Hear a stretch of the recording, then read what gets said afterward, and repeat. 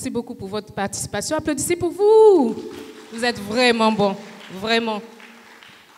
Alors aujourd'hui, on va parler de la PNL et le coaching professionnel comme outil puissant de communication au service des relations interpersonnelles. Donc ce que je vais faire, c'est essentiellement, je ne vais pas donner un cours, là, c'est coach Cyril qui est enseignant. Je vais prendre les clés qu'il m'a enseignées et vous partager mon expérience par rapport à la communication, les outils que la PNL nous offre en matière de communication interpersonnelle. Alors, donc le programme, dans notre petit programme d'aujourd'hui, là on a l'introduction, on va parler de la synchronisation, l'écoute et la reformulation, la calibration, le système de représentation, les mouvements oculaires, l'art de poser les bonnes questions et puis on va faire une toute petite conclusion. En introduction, ce que je dis, c'est qu'une grande partie de la renommée de la PNL a été acquise grâce à la communication efficace. C'est pour cette raison que dans le cycle PNL, on a linguistique pour communication, pour parler. Et parler, c'est pas juste... on s'entend que le parler, c'est pas juste le vocal.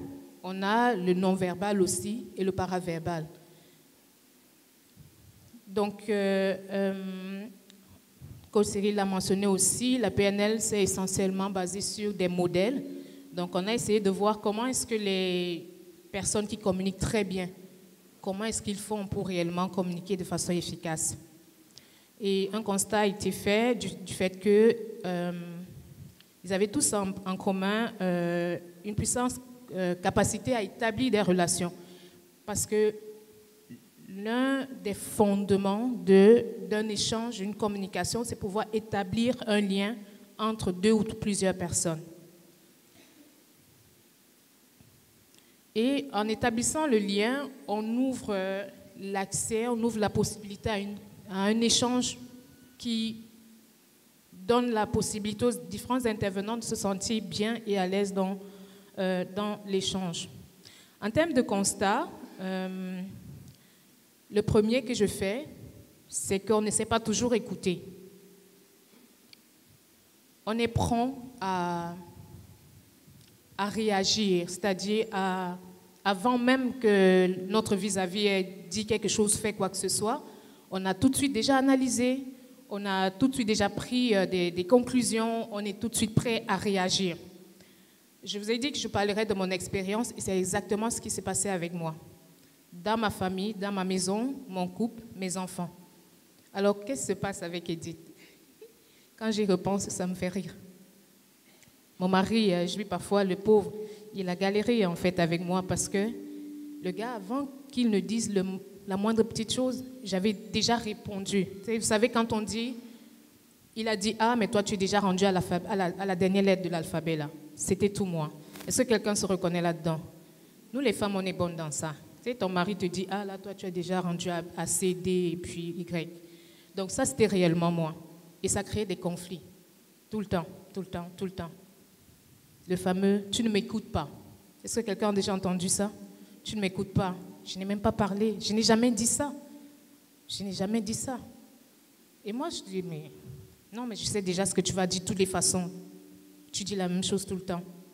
Donc, il y a le mépris qui s'installe. Il y a l'incompréhension qui s'installe, il y a le manque d'écoute qui s'installe. Et de ne pas laisser l'autre aller au bout de sa pensée, d'être prêt à réagir. En fait, quelqu'un en face de toi, mon mari, je prends en l'occurrence mon mari, il est avec moi, il veut me partager quelque chose, une expérience, comment sa journée s'est passée à l'école. Mais tout de suite, je ne laisse même pas aller au bout de sa pensée, je lui dis, mais tu aurais dû faire ça, ça aurait été plus facile. Genre, j'apporte les solutions j'ai solution à tout problème. Mais parfois, il n'a même pas besoin de solution. Tout ce qu'il veut, c'est une oreille pour l'écouter, pour comprendre ce qu'il a exprimé, pour se vider.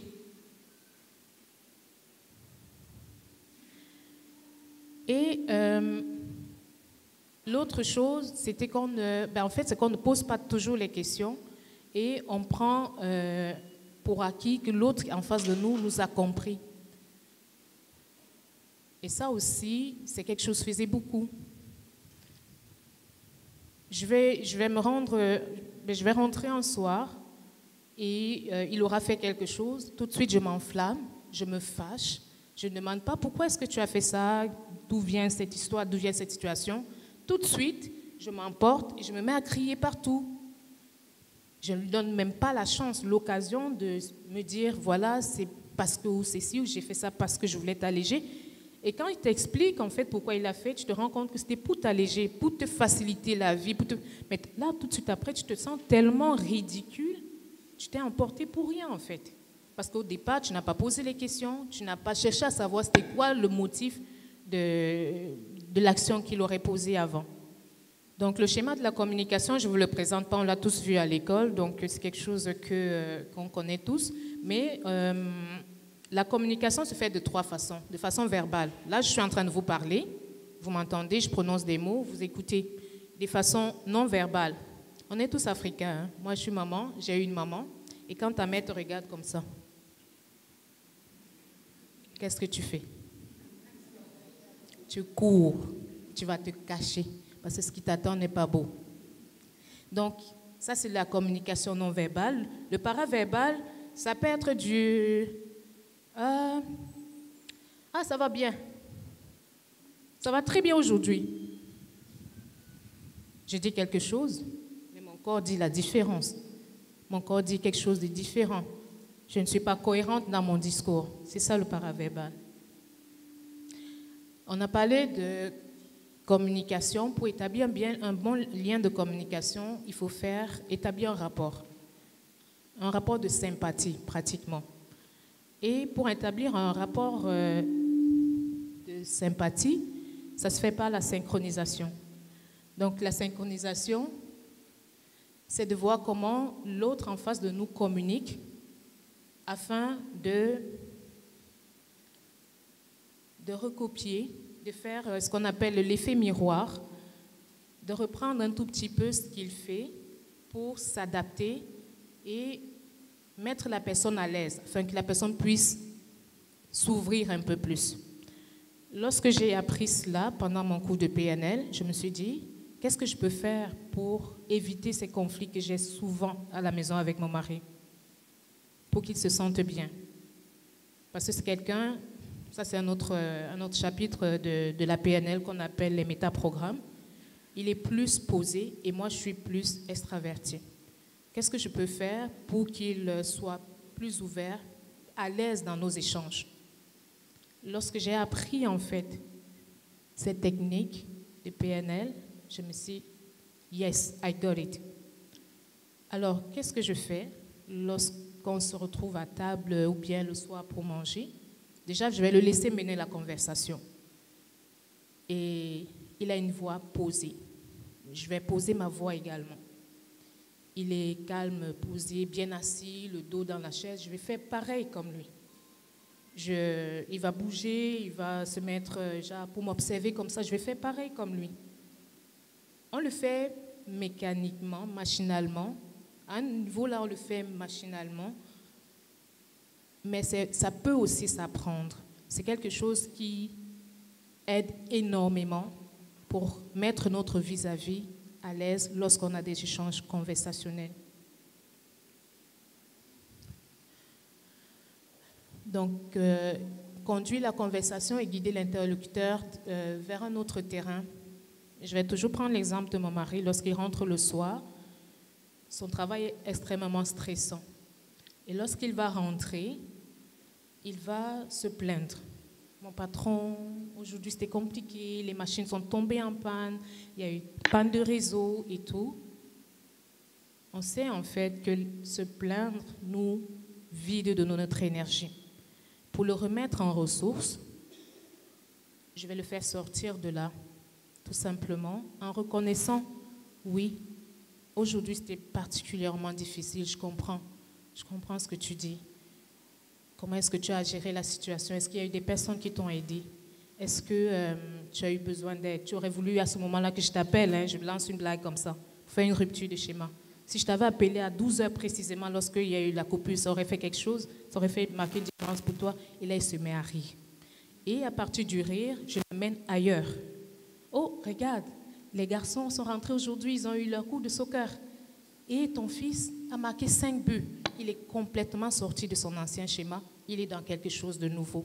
Et c'est ce qu'on appelle mener la conversation. Ça, c'est quelque chose qu'on peut faire aussi. Parce que lorsqu'il allait rentrer, la Edith d'avant, on a eu des problèmes de réseau aujourd'hui. Ouais, chaque jour, hein, tout le temps, vous avez des problèmes de réseau. C'est pas nouveau ton discours. Vous voyez un peu ce que ça crée, surtout dans une relation de couple. Ça fait que ton mari se ferme, il n'a plus envie de te partager ses soucis, et pourtant c'est important qu'il te partage ses soucis de travail. Parce que tu es son partenaire et tu es là pour l'aider.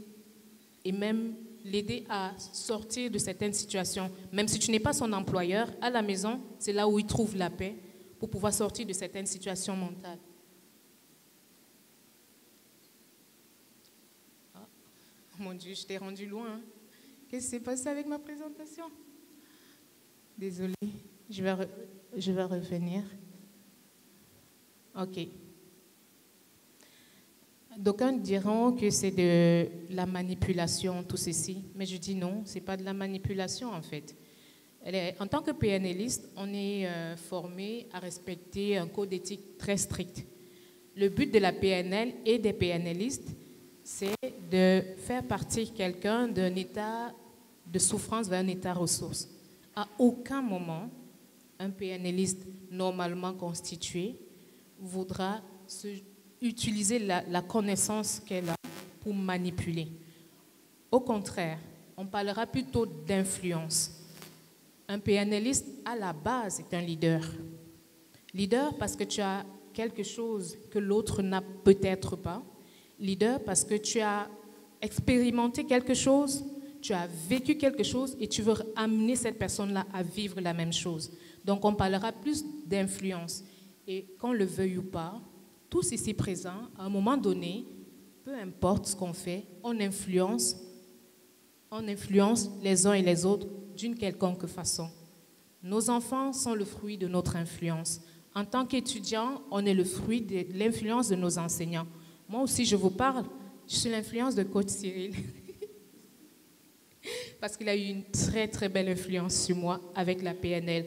Donc, ne vous méprenez pas avec cette technique de PNL qu'on est en train d'expérimenter, de voir. Ce n'est pas du tout de la manipulation, je parlerai plus d'influence. L'écoute et la reformulation, ça aussi c'est une clé puissante dans la communication. Ne prenons jamais, mais jamais pour acquis ce que l'autre dit. Si ce n'est pas clair, posons la question pour être sûr d'avoir compris. Le discours que l'on tient ne peut être normalement perçu que si notre vis-à-vis l'a bien compris. Ne prenons jamais, mais vraiment jamais rien pour acquis. La calibration, c'est vraiment, ça rentre dans la synchronisation, les deux se font ensemble, mais c'est plus dans le paraverbal. Autre chose aussi que j'ai apprise avec la communication et la PNL, c'est les systèmes de représentation. Le coach Cyril en a parlé tantôt, on a parlé du VACOG. Et le VACOG, c'est les sens par lesquels l'information nous est transmise. En observant mon époux et mes enfants, au travers des formations, je suis arrivée à détecter très exactement, pour chacun de mes 3 garçons et pour mon mari, quel est le sens dominant. Parce qu'on a tous les 5 sens. Les 5 sens fonctionnent pour tout le monde. Mais on a tout le monde un sens dominant par lequel on rentre en communication avec l'information. Pour ma part, je suis visuelle. Mon époux, lui, il est auditif. Et ça aussi, c'était une source de conflit. Quand on échange, par exemple, il ne me regarde pas. Il va être occupé à faire autre chose. Je dis, mais je te parle, tu ne me regardes pas. Je t'écoute. Je dis, écoutez très bien, je vais reprendre ce que je suis en train de dire. Je te parle, tu ne me regardes pas. Et lui, il dit, je t'écoute. Lui, il est auditif, je suis visuel. Et une façon, hein, c'est une petite clé que je vous donne, une façon de détecter qui est visuel. En fait, le sens dominant, c'est au travers de l'expression. Donc, une personne visuelle va beaucoup parler en termes d'image. Une personne auditive va beaucoup parler en termes de son. Une personne kinesthésique va beaucoup parler en termes de sensation et de toucher. Très important. Donc, c'est une petite clé que vous pourrez ramener à la maison déjà. Je ne vous envoie pas faire des enquêtes, là. Je ne vous envoie pas scanner vos familles de la tête aux pieds. Tu es auditif, tu es visuel, tu es kinesthésique. On utilise tous les 5 sens. C'est juste qu'à un moment donné, dans des situations parfois précises, il y a un sens dominant qui est utilisé et en général, on ne se trompe pas. C'est ce sens-là qui nous permet le plus d'accéder à l'information. Et c'est important de le savoir pour nous et pour nos enfants. Parce que si ton enfant est essentiellement visuel et que tu lui parles des théorèmes de Pythagore, tu lui fais des formules mathématiques à n'en point finir, si pour lui il ne fait pas une association entre toutes les théories que tu es en train de faire et une image précise, oublie ça. Ton enfant ne comprendra jamais les mathématiques. Ça, c'était mon cas. J'étais nulle en maths jusqu'à ce qu'un jour, mon grand frère me dise telle affaire. Quand on te parle du précipité rouge brique en chimie, ça renvoie au sucre. Tout ce qui est glucose, tout ce qui est cause glucose, fructose et tout ça. J'ai commencé à faire des liens parce que je mettais une image sur un concept très important. Donc, c'est utile dans les échanges entre adultes, mais c'est très important de voir, il y a ça, mais il y a d'autres affaires aussi, comme les métaprogrammes, pour l'éducation des enfants, voir en fait les filières vers lesquelles ils peuvent aller et puis comment leur adresser une situation. Donc, c'est ce que je disais, en fait, en termes, un visuel va beaucoup utiliser des mots, des images. Bon, là, il y a un petit exercice pratique, mais je vous ai donné un exemple, donc ça vous donne une idée un tout petit peu du système de représentation pour moi. Je vais beaucoup parler en images, vous allez voir. Je vais beaucoup parler, je vois, il y a beaucoup de lumière dans la salle, ça va être ça mon discours. Une autre personne va dire, par exemple, pour mes vacances, je ne sais pas, on était à Rome et puis moi ce que j'entendais beaucoup c'était le bruit le matin. Bon, prenons un exemple concret, mon mari et moi. On était en vacances au Cameroun il n'y a pas longtemps et moi je lui dis oh my God, je ne reconnais pas notre pays, tout est vieux, tout est sale, les murs sont... Et lui dit oh non, moi c'était le bruit, je n'en reviens pas. Il y avait du bruit du matin au soir, je n'arrivais pas à dormir, les bars qui faisaient, c'était vraiment ça. Et tout de suite j'ai su en fait que là c'est clair, tu es plus auditif que visuel dans ta représentation et dans ton mode de perception de l'information. Bon, les mouvements oculaires, ça c'est autre chose. Ça c'est vraiment, venez à la formation s'il vous plaît, ça c'est puissant. Et à la formation de base, on parle de ceci, je ne vais pas m'étaler là-dessus. C'est ça, l'art de poser les bonnes questions. Parce qu'il y a une chose qu'on fait quand on parle, on généralise beaucoup, on omet de l'information ou on tord de l'information.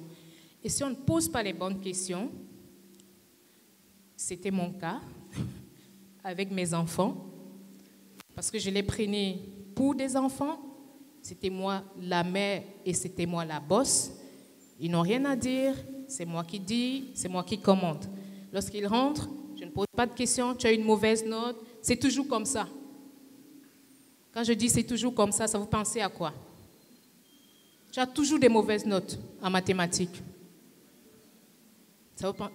Généralisation, omission, distorsion. Tu as toujours des mauvaises notes en mathématiques. Ça vous fait penser à quoi? Ça, c'est de la généralisation, effectivement. Toujours des mauvaises notes en maths, mon fils qui me revient. Mais maman, j'ai eu 9, j'ai eu 10 la semaine dernière. Ah ouais, tu as eu 10? Mais j'ai dit, tu as toujours des mauvaises notes en mathématiques. Ou encore, mon autre petit garçon, très intelligent, un jour, il me ramène un feuillet jaune de l'école. Le feuillet jaune, c'est qu'il a fait quelque chose de pas correct à l'école. C'est pas rendu au rouge, c'est au jaune, c'est un avertissement. Tu me ramènes un feuillet jaune aujourd'hui. Qu'est-ce que tu as encore fait? Mais maman, je suis juste sortie avant le début de la pause. Nathan, Nolan, qu'est-ce que je t'ai dit? Je t'ai dit, je ne voulais pas de feuillet, je ne veux pas qu'on m'appelle, je ne veux pas que l'école me contacte parce que tu t'es mal comporté. Maman, tu oublies que la semaine dernière, j'ai eu 15 feuilles vertes. Qu'est-ce qui se passe avec mon cerveau?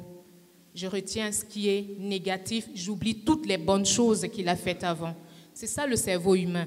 Donc, on va prendre ce qui est, on va focuser sur ce qui n'est pas nécessairement productif et oublier toutes les bonnes choses. N'oublions pas ça. Retenez ceci. Si vous deviez sortir d'ici avec quelque chose, en plus des systèmes de représentation, retenez que l'être humain, dans la communication, va omettre de l'information, va beaucoup généraliser ou tordre la réalité. Tenez ces 3 mots. Donc, il y a des questions précises à poser si on veut vraiment creuser et avoir l'heure juste. Et parfois sortir des personnes, des cadres, des schémas dans lesquels ils sont. Je ne peux jamais faire ça. Ah, c'est juste pour les autres. Ah bon? Qu'est-ce qui te fait croire cela? Donc, de venir déconstruire les limitations qu'on aurait personnellement ou bien que nos enfants particulièrement auraient, surtout dans notre environnement où ils sont dans des écoles, parfois ils sont les seuls noirs autour de plein de petits blancs. C'est venir lui dire, ben, écoute, c'est juste la couleur de peau. On a tous les mêmes capacités. Voilà un point important qu'on devrait retenir également, c'est le feedback. Lorsque quelqu'un fait quelque chose de pas bon, on va critiquer du début à la fin, on critique, rien de bon, tu n'as jamais rien fait de bon, c'est juste du négatif, c'est juste du négatif. Par contre, comme on l'a dit au début de la session aujourd'hui, il n'y a pas d'échec, il n'y a que des apprentissages. Donc même si on se retrouve au fin fond d'un trou, parce qu'on a fait des erreurs, parce qu'on est tombé, non, c'est une étape dans tout un processus. Voici comment donner un feedback. Ton enfant rentre à la maison, il a eu 7 sur 10 en mathématiques. Ou bien ton mari rentre, il a oublié d'acheter du pain. Bonsoir chérie, comment a été ta journée? Waouh, tu es très beau, tu es très frais, tu as l'air moins fatigué aujourd'hui. Par contre, tu as oublié d'acheter le lait. Oh, ben, la prochaine fois, n'oublie pas. Tu l'as toujours fait. Tu as toujours amené le lait. Tu l'as oublié juste une fois. La prochaine fois, n'oublie pas. Versus, quelqu'un rentre. Ah bon, tu es rentré. Où est le lait que tu devais ramener? Tu n'as rien ramené. Hein? Qu'est-ce qu'on va boire, les enfants et moi, aujourd'hui? Vous voyez la différence entre les deux versions. Ton fils qui rentre et qui a eu 7 sur 20 en maths, qui te dit, mais toi là, je ne sais même pas le jour où comment tu vas faire pour avoir la moyenne en mathématiques. Tu me ramènes toujours la sous. Versus, oh, tu as eu 7 aujourd'hui. Il me semble qu'il y a un mois, tu as eu 17 sur 20 en sciences. Si tu as 17 sur 20 en sciences et que la science n'est pas loin des mathématiques, ça veut dire que tu peux avoir 10 en mathématiques, ça veut dire que tu peux avoir 12. La prochaine fois, cette semaine, tu as fait juste 2 exercices. Les prochaines semaines, tu vas faire 4 exercices pour t'assurer d'avoir 10 la prochaine fois. Est-ce que vous voyez la nuance? Est-ce que vous arrivez à percevoir la nuance? Oui, oui, oui, oui, oui, oui, oui, non, non, oui, oui, oui. Vous êtes endormis. On va danser un peu et puis ça va être la fin de ma présentation. Donc, voilà, pour conclure, pour une communication efficace, on va garder un objectif clair en tête, de commun accord avec l'interlocuteur. Toujours s'assurer que ce qu'on a à dire, ce qu'on a à partager, que l'autre le comprenne. Parce que la réponse que l'autre va me donner dépend de comment moi je lui ai apporté le message. Donc, on va établir et garder un rapport avec notre interlocuteur, c'est-à-dire qu'on va synchroniser avec la personne, s'arrimer à la personne. La personne ne va pas être assise et puis moi je suis debout. Si une personne parle à voix basse, je ne vais pas mettre à crier. Synchroniser avec la personne. Avoir ce qu'on appelle l'effet miroir. Reproduire un tout petit peu ce que l'autre fait. On va faire preuve d'écoute active et reformuler pour s'assurer qu'on a bien compris ce que la personne dit. L'écoute active, c'est écouter la personne dans sa globalité. Écouter ce que la personne dit, écouter comment la personne le dit, parce qu'on peut parler avec la bouche et le corps dit autre chose. C'est ça l'écoute active. Aller dans le modèle du monde de l'autre. On ne va pas dans un échange pour nous, on va dans un échange pour l'autre, comprendre ce que l'autre a à dire et éventuellement, si on se rend compte que ce qu'elle dit n'est pas dans le sens de le mettre en état ressource, le sortir de cette situation-là. On a vu tantôt comment. Donc, on va observer et puis calibrer la personne. On a parlé de ça. Si tu es assise, je ne vais pas me mettre debout pour te parler. Ça frise le manque de respect. Et puis, poser des questions, surtout des bonnes questions, pour comprendre les omissions, les distorsions et les généralisations qu'on aurait perçues dans le langage. Merci.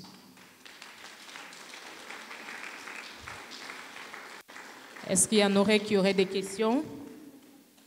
J'aimerais que, comme vous parlez de la communication et que vous êtes dans la PNL, je pense que la PNL a dû vous apporter quelque chose dans votre manière de vivre cette étape de votre vie. Si vous pouvez nous dire quelque chose qui va aider beaucoup de femmes ici, merci.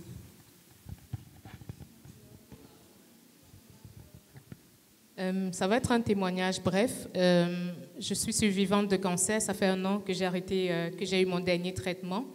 Et ma sœur est décédée très jeune également de cancer du sein. Et comment est-ce que la PNL m'a aidée pendant cette phase? On a dit quelque chose tantôt. C'est un des postulats de la PNL sur lesquels plusieurs personnes ne sont pas d'accord. Mais derrière chaque chose, il y a une bonne intention. Et c'est sur cette base que je suis partie lorsque j'ai eu mon diagnostic. Donc, lorsque j'ai eu mon diagnostic, je me suis dit, d'un, je suis chanceuse, je suis au Canada, je peux avoir accès aux soins. De deux, ça s'est déjà passé une fois, une personne est décédée, je ne pense pas que ça peut se reproduire. Je pense que cette fois-ci, Dieu va utiliser ma vie pour témoigner de sa bonté. La troisième chose, c'est que je me suis dit, on est ce qu'on devient, on est ce qu'on se laisse devenir, entre guillemets. Et pendant toute la période qu'a duré mes traitements, j'étais en formation PNL. À aucun moment, je n'ai laissé la maladie prendre le dessus. À aucun moment. Quand je dis aucun, mais vraiment aucun. Les seuls moments où j'étais malade, c'est quand j'avais mes traitements et que j'étais comme 2 semaines couchée à ne rien faire. Et même là, j'avais mes formations dans les oreilles qui passaient. Donc, de savoir que l'épreuve n'est pas là pour nous tuer, ça c'est quelque chose qu'on apprend en PNL. Il n'y a pas d'échec, il n'y a que du feedback. L'épreuve n'est pas là pour nous tuer ou pour nous anéantir. Moi, quand j'étais couchée, je me disais, qu'est-ce que je peux faire de cette épreuve lorsque je vais me relever? Comment est-ce que je peux utiliser cette épreuve pour amener plusieurs autres personnes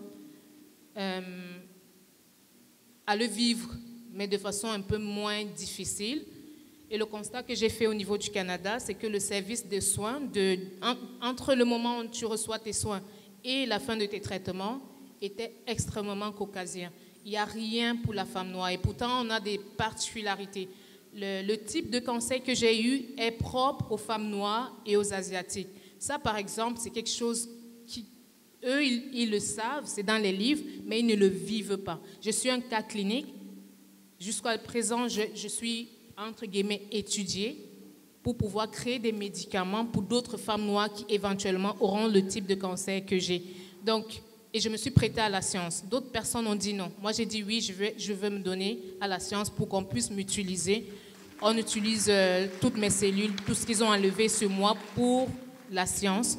Et étant donné que dans le circuit clinique, il n'y a rien pour les femmes caucasiennes, afro au Canada, c'est pour cette raison que je monte la maison de Patricia au Canada va vraiment aller en renfort dans les hôpitaux et les besoins de soins pour apporter des perruques. C'est les perruques qu'ils ont dans les trucs là, c'est des trucs blonds et tout. Nous, on a des cheveux noirs. Le casque réfrigérant pour femmes noires, on en a besoin. Et le jour où je parle de mon témoignage aussi, pour la première fois en public, Plusieurs femmes m'appellent en secret pour me dire, moi aussi je suis malade. Je dis, mais on est ensemble, là. Pourquoi personne n'est au courant? Le cancer est encore tabou dans nos communautés. C'est une maladie, ça ne devrait pas être tabou. Et ça aussi, ça va être un des messages que je vais passer. C'est une maladie, c'est pas tabou, on peut s'en sortir. Donc voilà. Merci pour votre exposé, coach Edith. Je peux avoir le nom, s'il vous plaît?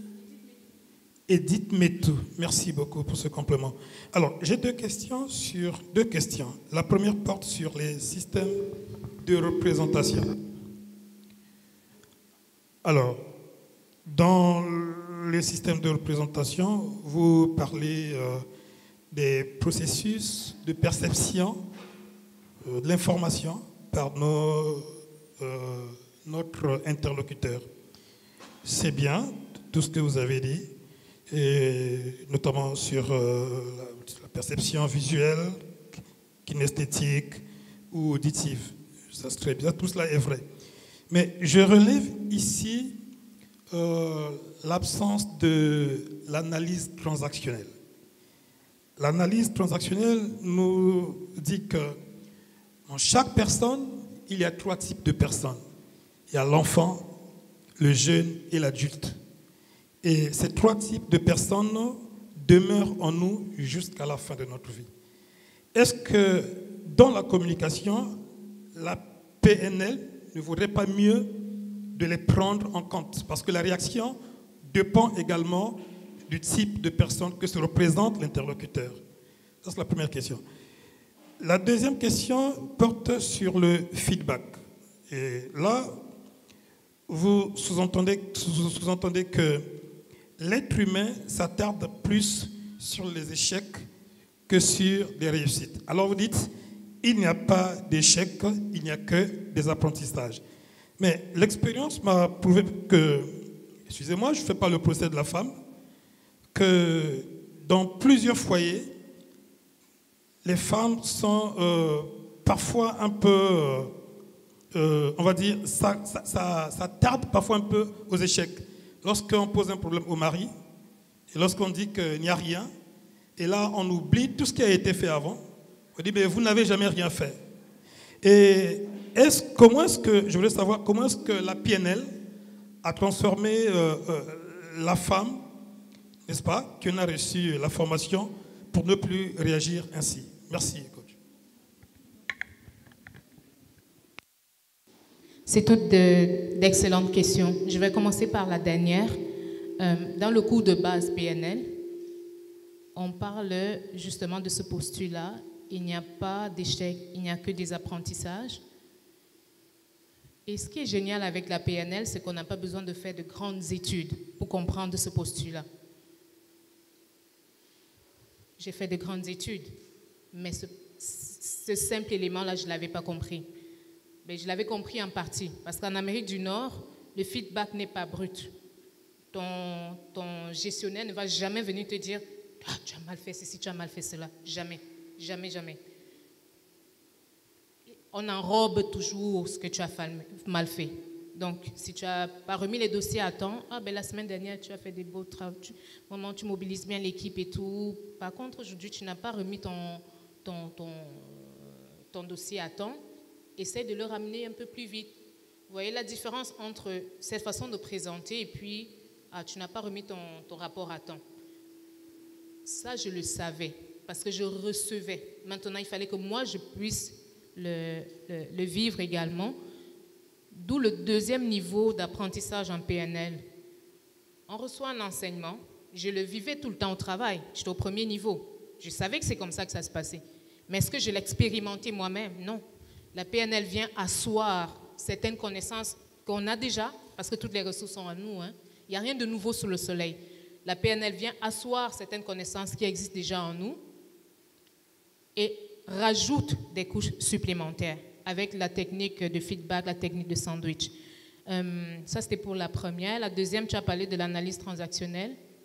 Je ne vais pas m'attarder là-dessus parce qu'au niveau communication, il y a beaucoup d'autres éléments. En PNL, on a il y a tellement d'éléments.